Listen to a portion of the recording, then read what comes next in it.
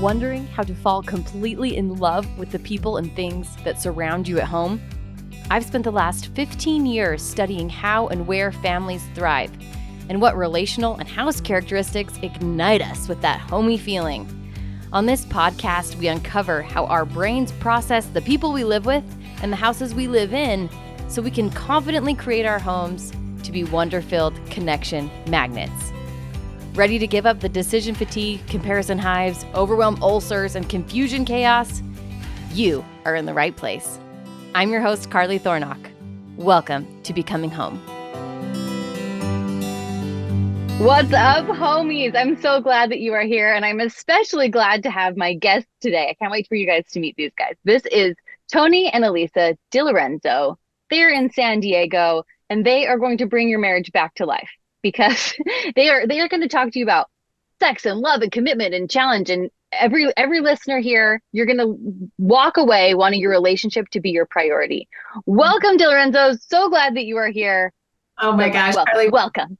We're so excited to be with you and with your audience. What a fun start. Yes. The energy is just fabulous. Yeah. Thank you so much, Carly. And to everybody, we're excited to be here with you here today. Yay, good. You guys can find these wonderful, lovely people before we get into it. They have a business and a book and a website called One Extraordinary Marriage and a podcast as well. There's a top podcast.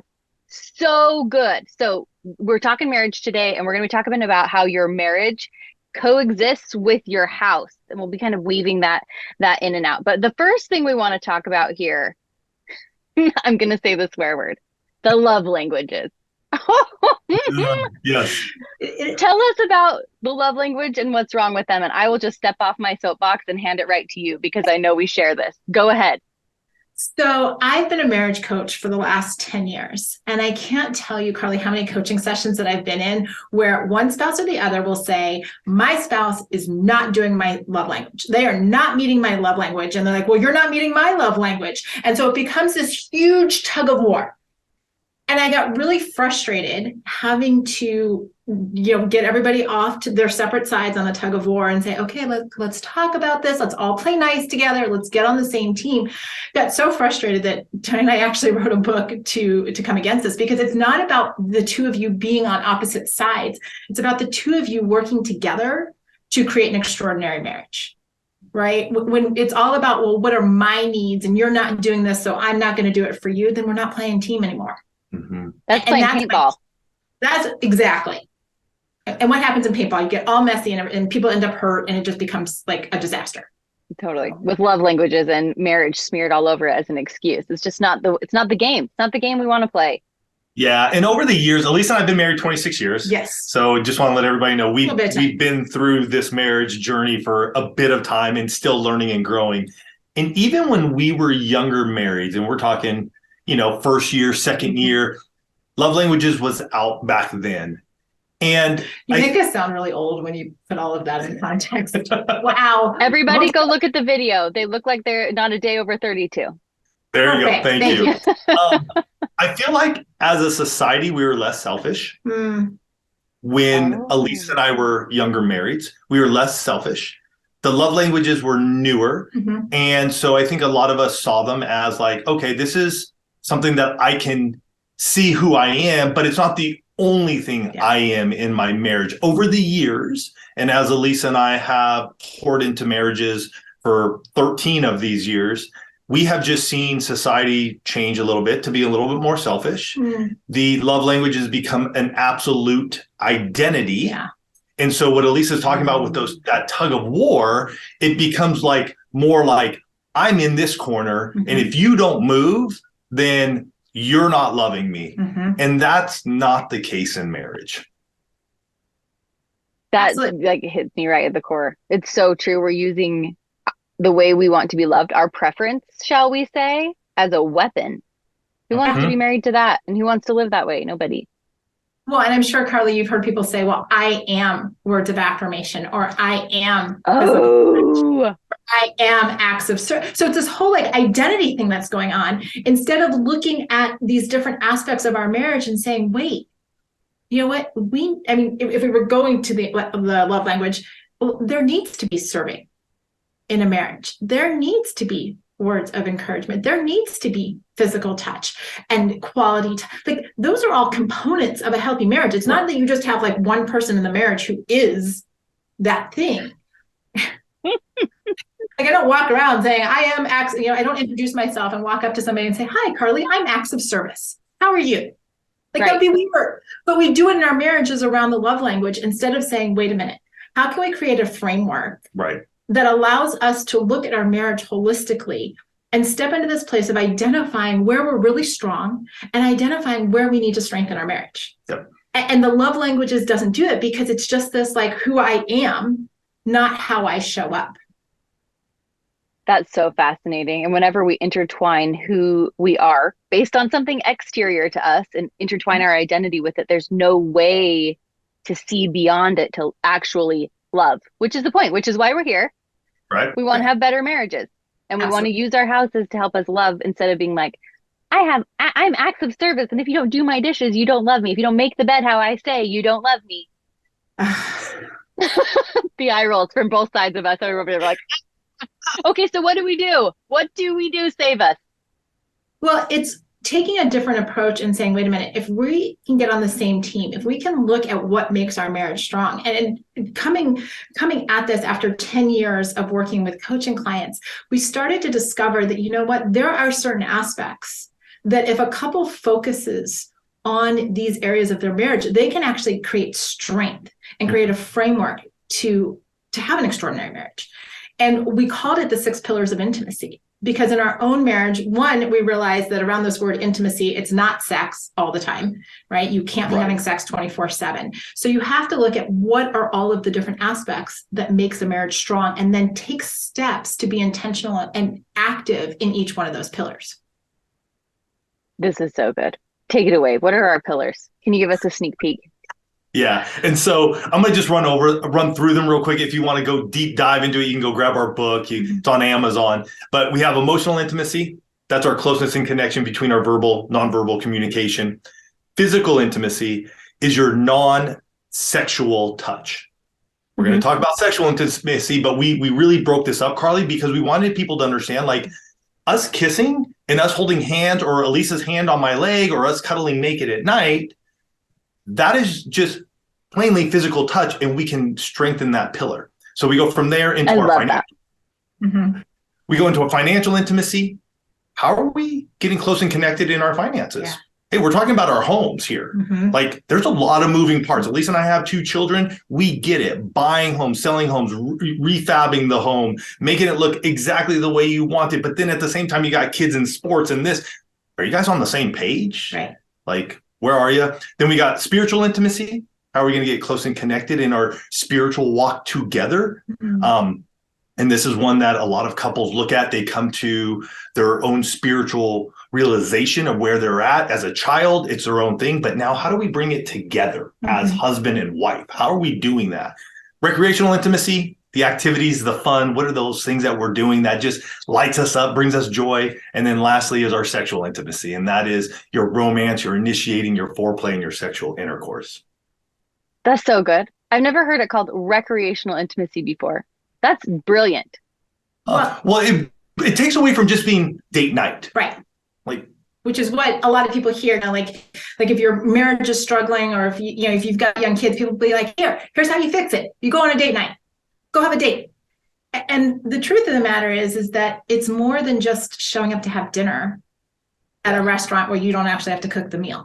It's what's that intimacy? How are you creating anticipation? How are you creating closeness? How are you doing the fun things that create memories instead of just sitting across from one another at a meal where you both are looking at your phones? And I think about you guys. I mean, right now as we're talking, you're traveling in your RV. Now, I know you have your kiddos with you and everything. And yet I would suspect that there are times when you guys are driving your RV that there's this joy, this fun that you and your husband are having together while you're on this activity, the adventure, checking out these different states and this adventure you're having together that are going to leave lasting memories. Absolutely. And it is the memory part. It's the good story. I mean, with each of these intimacy pillars, they come with a really good story. And to me, at least decorating with houses, but this totally translates with What's the story? What's the story of how we're growing close to God and our spiritual walk together? What's the story? What's the story of our recreation? Chase and I, we really like to find water wherever we are camping, and we go do a cold plunge every morning together, and it's the worst, and I scream every time and only say a couple swear words only a couple times, but it's so fun and it's a good, really good story. What do you guys love to do? I mean, this is broad because you have all the 6 pillars, but what are... Yeah, Alisa and Cold like don't go together. Like they like repel one another. I even look at Alisa. I'm like, hey, we're in the shower. Like let's just go cold. No, I can do that. But I did. No, you don't. I did do a cold plunge when we were in Cancun on the marriage getaway. I did. Oh, we did. I did. It was like 10 seconds. Yes, you got to like your hips and then you ran out. Okay, but that's progress. Progress. Totally, I'm coming for you. Yes. Next time I'm in San Diego, I'm looping by and we're going to go run in the ocean. Fair enough. Fair enough. I will do it under pressure. Over the years, different things have been fun. And I think that's something else we also have to realize in marriage. There are going to be different seasons. When we were young marrieds and we didn't have kiddos around, we did a ton of hiking. Yeah, hiking. Backpacking. I mean, we hit all the 3 highest peaks here in Southern California. We went hiking in Sequoia, Kings Canyon. I hiked the Pacific Crest Trail. Alisa came out for a small section of it with me. You supported the whole thing. It was all about the support. Yeah, it was still making memories, just different in a different way. And then we moved into, walks, just being able to walk together. We've done stuff on the water together. We're huge college football fans. So like Saturdays during the fall, we are like together. It doesn't matter who's playing. We're just together and it's fun. And card games. So there's a lot of variety. And I think that, as you're listening to this episode, folks, be thinking about the things that bring fun. Yeah. Or maybe that you used to do that were fun that you haven't done in a long time. You might need to just like open that door again and be like, hey, let's go do something fun, not just a date because we need to do a date, but what's going to be fun and what's going to create the stories or the memories, as you said. Yeah. Can we play a game with the 6 pillars of intimacy, maybe? Sure. I'm thinking of this on the fly, so tell me if it's a bad idea. But what if we took the 6 pillars of the intimacy and kind of talked about something fun you could do with them and a way to anchor it to your house, maybe to your home design. So what was the first one again? I'm going to get them out of order. You say the order. Okay. First one's emotional intimacy. Emotional intimacy. So where do you guys connect emotionally? Is there like a place that you've designed where this conversation happens? Is it everywhere? How does that look inside of your house? So inside the house, I'm really big on having a great, comfortable couch, sofa, sectional, because being able to sit down next to each other, have those conversations, it brings a little bit of the physical, which is that non-sexual touch into it, but it's where are those places where the conversations happen in your home? The natural places where it's not just like, okay, we have to sit in the office because we're going to talk about money. It's like, no, let's where are we most comfortable? You might do it in front of a fireplace. No, but I think she's asking for us. I know, but I'm just like, I know. It's the coach in me. I can't help that thing. Share it with everybody else. But for us, I definitely think it's the couch. That's one area. And then for us, we've also been podcasting for 13 years. So it's been in different areas. So wherever we could fit it. So when we first started podcasting in 2010, we actually podcast in our garage here in San Diego. And now we're in an office and we across from one another. We're usually speaking across from one another with our microphones and we're talking. It's a conversation between Alisa and I. That is so cool. And that's definitely emotional intimacy. And that's fun because we can listen to it. Yes. Little eavesdropping. We know it's happening. It's all good. There are those podcasts where you're like, this is not fun. This is not emotionally intimate between them. And I can tell and I'm not entertained. Yeah. And so we like your podcast because it is entertaining and because there's like a spark, an emotional, there's a connection. We love it. We love to be part of that. Yeah. So that's so good. Okay. So wherever it's comfortable, I would completely agree with that. Wherever you're naturally having conversations. And even more, I'm going to add let's pick a spot. There's some of my clients who try to have conversations and put in sitting areas everywhere. Let's have a bench at the end of our bed and then let's have our bed and then let's have a bench in the closet and one in the bathroom and then a couple of chairs over on the side. Too much. You're never going to use it, right? Does that speak to your clients too? Too many options? It's about finding that one key space like I'm thinking of one, my coaching clients in particular, and they were redoing their bedroom, and they actually set up one key sitting area for the two of them. And they put like their wedding picture in there, and the wife was really particular about the chairs and the pillows. Of course, there are pillows on the chair, and just this place that is, she wanted it to be a place of serenity, and she wanted it to be a place where her 3 teenage girls know you are not allowed to sit on those chairs unless you're invited. It's just for them. It's just for mom and dad, husband and wife. And I think for a lot of us, having those places that are just husband and wife places in the midst of raising kids and doing all of this stuff is very, very important. Yeah. I would agree. So good. Okay, what's the second pillar? Second pillar is physical intimacy. So non-sexual touch. Yes. This is streaking through the house when you're an empty nester. This is my goal. Yes. And that could lead into sexual intimacy because is that love that is an invitation? Love it. And I'm just as an aside, if there are times that your children are growing up that they are not home, don't wait until you're an empty nester. Just start early when the kids are not home. Amen. You don't have to wait. It's called Life 360. You can see where they are. Like that's what we do all the time. We're like, we track them, yeah, and they know it, and so it's okay. And so it literally, we're like, okay, one's out of the house now, one's still here, but we're looking, we're like, okay, where is she? She's half an hour away. We know she's not leaving for half an hour. We got time. So physical intimacy. This is going to be sort of in the house, but it also can leave the house, and that would be our car. So it's in the garage. And for me, Alisa knows this. One of the ways that I just get filled up in this area in our physical intimacy is when we're in the car and I'm driving and Alisa just grabs her left hand over here. Like I know she has to think about it, but she grabs this left hand and it sort of goes, oh, well, there's Tony's knee, his right knee. And I'm going to just have my hand on his knee while he's driving. Yeah. And we could say nothing. And her doing that means everything to me because it just shows that, hey, I see you. We don't have to talk about anything, but I see you and I know no matter what's going on, I'm here with you. Mm-hmm. So it's in the car. So it's in the garage. And I love that. Tony has always, he has always loved touching my bottom. And this, for whatever reason, usually seems to happen in our kitchen. Like he'll just walk up and, I'm getting a little grab. And I know for some people, you might not like it. It's individual to your own marriage, but this is something.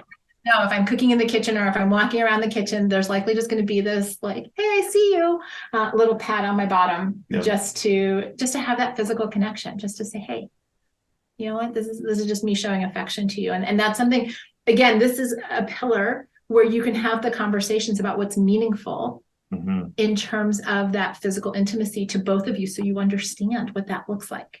You don't have to be just like us or, just like the two of you. It's what's meaningful in your own marriage. Yeah. I really like that. I especially like this physical touch in front of my children because I want them to understand that a married couple he squeezes my bum and he's going to kiss me when you're all whining. That's our favorite parenting tactic. If everybody's whining, we just make out until it stops. And usually it changes the momentum pretty good. It's pretty good. Try it. Beautiful. That's great parenting. But I want them to see that this non-sexual intimacy is a big part of our life. And that kind of comes on purpose because sometimes we think, oh, that's just private, but maybe not. Like you're married. I don't know. What are your thoughts on that? Like PDA? I think it's important for children to see it. And I see this on the other side. I work with so many couples that never saw their parents be affectionate with one another. And, they grow up and they get into marriages where they're married to somebody who saw affection and they have no idea what to do with their spouse's need for affection. They have no idea what it looks like to have healthy, hugging, kissing, touching in front of, other people. I'm like, don't be teenagers. Like, don't go making out all over the place. Right. But being able to demonstrate affection sets your kids up for success down the road. It teaches them that touch is a healthy part of what it means to be in a marriage relationship. And when our kids would ever say something to me, they'd be like, "Oh, Dad, like really, you gotta grab Mama like that, or you gotta." And I would just look at them and go, "You know what? I love your mother." And one of the ways I show her that I love her is by giving her a kiss or giving her a hug or grabbing her butt. You're gonna survive. And it was just sort of like, and they still do it at times. And literally, I'm like, It's not who we are. It's not my problem, man. Like, this is my beautiful wife. Yes, she is your mom. And yet we are going to have this marriage long after you're gone. And we want to have it. We want to have an extraordinary marriage long after you're gone. So we're going to do it. Yeah.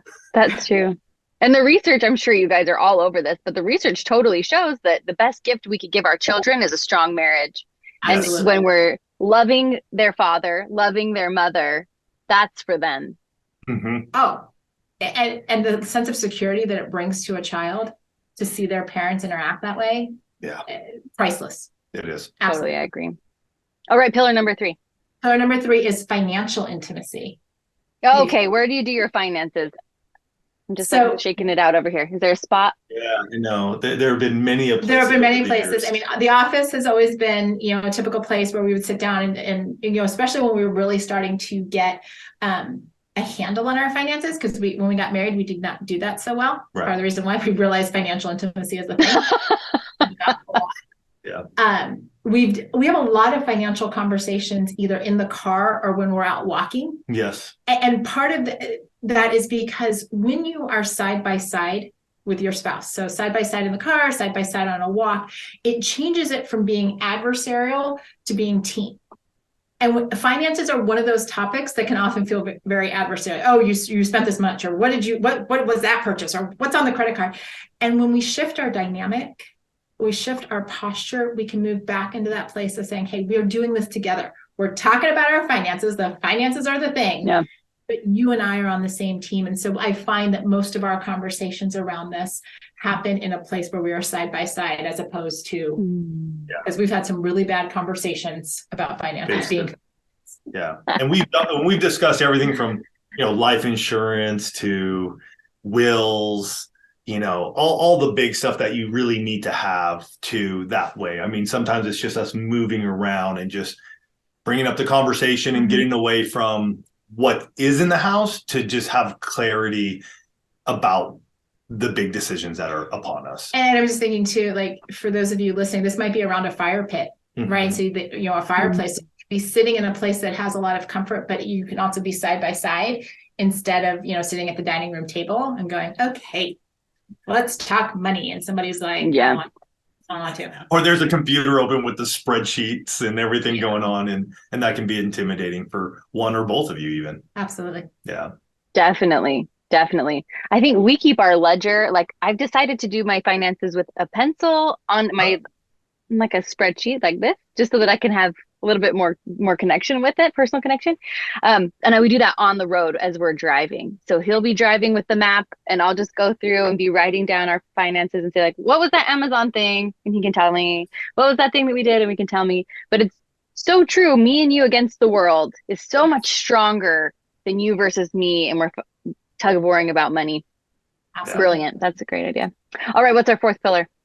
4th pillar is spiritual intimacy. And this is so good. I'm so excited to hear. For us, so is it 2 years now? Almost 2 years? A year and a half? Year and a half. About a year and a half ago. Yeah. Tony and I really wanted to make prayer and communion a focus in our marriage. And so we started 3 times a week. It's on our calendar. It shows up. We meet in our kitchen almost always. Sometimes it's, maybe in the office, but it's almost always in the kitchen. And we do prayer and communion Monday, Wednesday, Friday mornings. And so that has really, they say the kitchen is the heart of the home. We hear that all the time. Being able to do prayer in that space, praying for one another, for our friends, for our family, and getting into this place in that room has just changed so many things for us. Yeah. And it's interesting you said the heart of the home, because I didn't even think about that. And Alisa and I lead a small group of young adults, and they're like our kiddos. They're 19 to 29-year-olds, and we invite them into our home 2 days a month. We have that, and we stay in contact with them throughout the month. But you saying that makes me realize how important it has become to pray, because they come in and they're in our kitchen. Like when they show up, we call it family dinner. We do a big buffet style, and they're all just sort of sitting in that kitchen with us. And I even think about our own kiddos when they're around. It's like that conversation we have with them tends to be right around, what is that, bar height? Yeah, whatever. the island. The island there, around the fridge, around the stove or the oven when Alex is cooking his chicken and rice. You know what I mean? So you saying that the heart of the home, I'm glad it just sort of happened there for me, but I really love that. It's what you said. Yeah. That's so beautiful. I love the idea of prayer and communion. What would you guys say is the difference between prayer and communion? Is it the same thing? How does that roll and break down? For us, we actually, thank God for Amazon. We actually have Amazon cups Amazon cups, communion cups. Communion cups that we get on Amazon. Okay. But that's for us, it took prayer to a new level when we said, you know what, we're going to take communion. So being in that place of remembering what Jesus did for us, remembering the sacrifice, remembering the commitment and the demonstration of love when we are praying, takes us out of that place of just, kind of literally throwing up, hey God, like here's what we got going on in our lives. But it's that extra layer of depth to that prayer time for us. That takes it to a ritual. Go ahead, Tony. Oh, sorry. It's symbolic. I think having that communion cup also just for myself made it like, oh, when it goes off on our calendar, let me go get those. There was a habit being formed for myself that in my mind went, oh, we're going to pray. And yet there's going to be this time afterwards where me and Jesus, we're going to just come together there and then we're done and we're going to go. But there's that symbolic part of that time together for myself created a habit. And I feel like it's a good habit where many a times we tried to pray together and make that a focal point and we didn't succeed. Many a times, Carly. Many years we didn't succeed. And for me, just having that just created this, oh, we're praying. I'm going to make sure I'm going to get the communion cups. Hey, Elise, let's go. It's time for us to pray together. And it could be anywhere from 5 to 15 minutes. It's not like we're sitting there for hours. It's our time of praying, and we don't take any like, oh, it has to be a certain time frame or anything of that nature. You pray, let's go. We're going to believe. We're going to rock and roll. I love it. I think that having a physical reminder of an intention, prayer, even emotional, financial, spiritual, sexual connection that we want to build is very powerful. Using our bodies to connect in whatever way, and the world around us, the pillows behind us, the kitchen that surrounds us. When we lock into this, we're using more tools that helps us become faster, stronger. And I think that's a great example. Okay, what's number 5? Number 5 is recreational intimacy. Which we talked about. We talked about it, but we didn't talk about where in our home. Yes. Where do you play? So for us, a big part has always been like the living room floor. We have done, when our kids were little, we would order food in or run out and get food, and we would do date night on the living room floor, play a game. That was always a space. Our dining room table has actually become a place for recreational intimacy. We play games on the table. We have a fire pit. That's also a place where we, will make s'mores, do those kinds of things when it's warmer. I know. San Diego's been a little chilly, so. I know it's been very rude. I'm sorry. So rude. That is the perfect word. Yes. Perfect. Yeah. Yeah. So I think that those have been the main spots for our recreational intimacy in the home. I think about, that living room floor, dining room table, because we've loved Yahtzee, we loved card games. So that hard, flat surface is always helpful. Yeah, helpful. It really is. And sometimes we want to put like flowers on it and arrangements and trays and stuff, but then we aren't as inclined to sit down and play. It takes one more step to move. So. Oh, that's a really good point. I didn't think about that. You have to be careful about how much stuff you have and if that stuff prevents the connection. Yes. Because our home should be a place of connection. It's good for them to look beautiful and build connection. Toward the end of connection. Because if the beauty takes away from the connection, why? Why would we have it? Absolutely. Yeah. Especially to our marriage, like our most prized possession in our family. Like, why would we use our house? Why would we pay so much money and have so much stress to ruin our marriages over throw pillows? It makes no sense. True. Be mindful of the pillows. Be mindful of the pillows. As a husband, I just sort of look at the pillows and throw them off the bed. I'm like, whatever. You love them, honey. Great. I'm cool. Love your pillows. I will move them. There's a reason why we have a picture of what the bed looks like with all the pillows made. Genius. That's a genius idea. What wives don't tell husbands is that we find it really sexy when you take off all of the pillows off of the bed. So that's really why we do it, because we're like, ooh, intriguing. You look so handsome. The muscles as you're just like lifting. Ooh, flex it. So let's talk about the sexual intimacy. I feel like this is something that a lot of my clients don't plan for explicitly. They don't plan for lingerie, for bedside table necessities, or even like spatial needs. They aren't thinking about it. So what would you say to them, and how do you guys do that in your own life? So let me just say one thing real quick. Okay, go ahead. Our definition of sexual intimacy, because we want to expand this, Carly, because so many people think sex, intercourse. Like that's sexual intimacy is intercourse. Sex is just one of the. So when we speak of sexual intimacy, we talk about romance, initiating, foreplay, and sexual intercourse. Yay. So important. So how are you using your home to do those things? Mm-hmm. Obviously, romancing and initiating, I mean, those can happen in every room possible. Well, and I just want to say, even if you have littles, and I kind of alluded to this before when you were talking about, when you become an empty nester streaking through your home. When you have little children and they are spending the weekend at grandma and grandpa's, or they're at a birthday party for an afternoon and the two of you are home, there is no rule anywhere, and I've looked, that says that the only room in your house where you're allowed to be sexually intimate is your bedroom. Like, if you've been blessed, if you live in something larger than a studio, which is only one room, then you have lots of opportunities and lots of other rooms in which you can be sexually intimate. And I'm like a big fan of using the whole space. Oh yeah, like for sure. Just clean up after yourselves. It's good. Nobody needs to know. It's just for the two of you. But you spend a lot of money on this house. You better use it to its full potential. It needs to be christened. Exactly. And used. Amen. But it is getting into this place of saying, you know what, not only does sex not have to be only in your bedroom, but I'm guessing, just because we're talking about the home and all this kind of stuff, that the people that are listening to you, they are creative. This isn't just like everything is black and white. It's all got to be the same. It's just like, plain vanilla all the time. And I would say the same thing is true when we're talking about sexual intimacy in your marriage. You're creative. How do you exercise that creativity in what you wear? What makes you feel really attractive or beautiful or sexy, whichever word resonates with you? Different words resonate with different people. Put those colors on. Mm-hmm. Because if you're feeling amazing, that confidence is going to show up differently in the bedroom.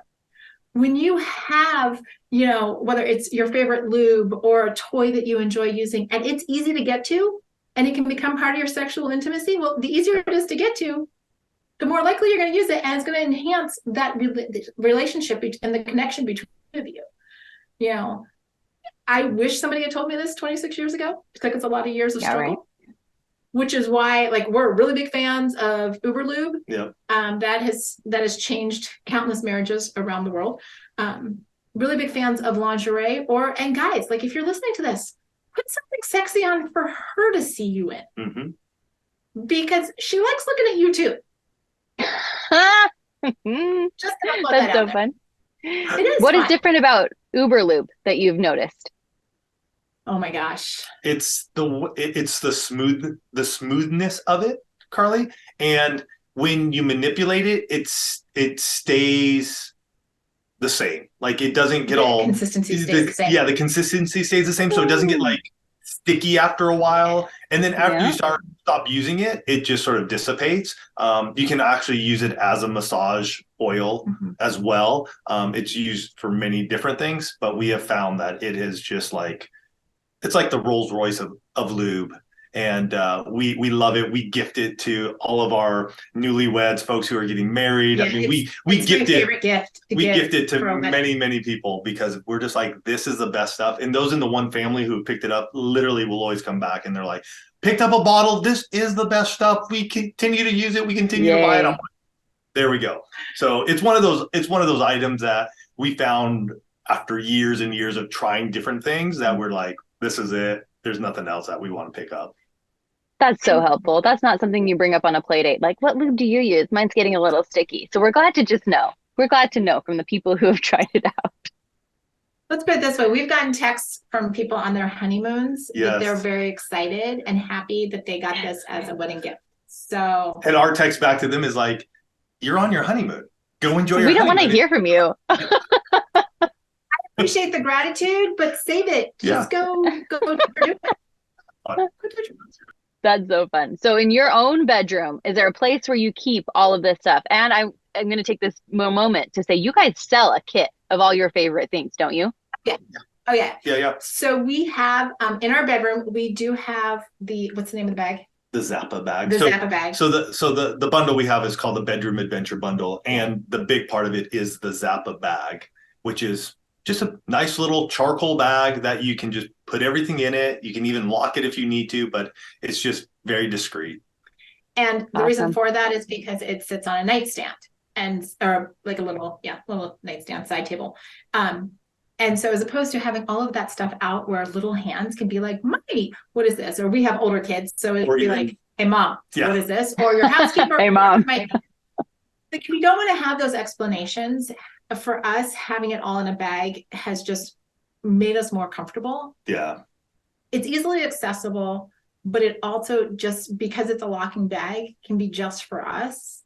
And so you have that peace of mind, but you have things close and convenient. Yep. So it's the best of both worlds, because you don't want it like locked up on the other side of the room and be like, oh shoot. Pause.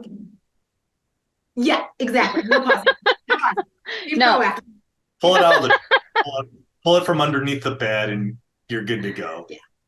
That's awesome. I love that. So we have underbed, we have in the nightstand, we have behind pillows, we have out in the open, because it's a great bag and it's fine. Nobody's going to look in your room. Some neighbor is going to come into your room accidentally and be like, oh my goodness gracious. And yet none of that. It's just, and if they do, guess what? It's a great conversation starter, because they're probably a little jealous that you have something like that you're using, because they're not having sex and they're going to want to talk to you because you're the cool neighbor that's having sex in the neighborhood. That's right. Everybody needs more sex in their marriage. That's for sure. You guys, thank you so much. These 6 pillars are going to change everything for so many people. So you guys, it's on Amazon. Their book is on Amazon. Go pick it up. You can go get the bag of Bedroom Bliss. What's it called again? Bedroom Adventure Bundle. The Bedroom Adventure Bundle. Bedroom Bliss may be a good bundle that I need to write down. We're looking at a toy. We're looking at a toy bundle, and I may have to put that down. Bedroom Bliss might be a thing. Yes. That's pretty good. Yes. Awesome. You can find all that at oneextraordinarymarriage.com. You can find these guys on Instagram, One Extraordinary Marriage. Is that correct? Yep. Yes. Okay. And is there anywhere else that you like people to find you and stalk you and listen to all the things you do? Your podcast, One Extraordinary Marriage?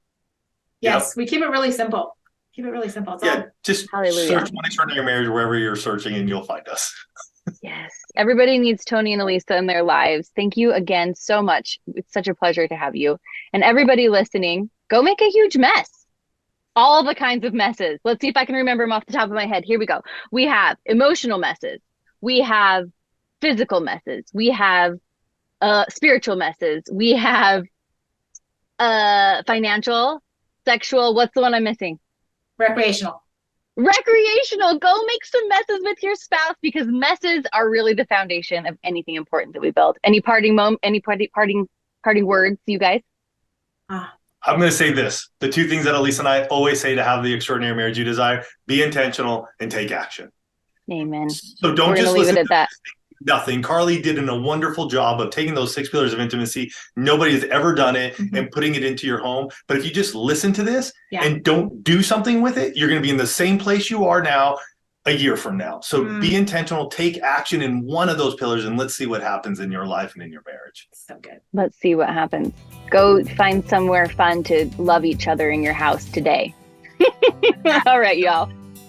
We'll talk to you soon.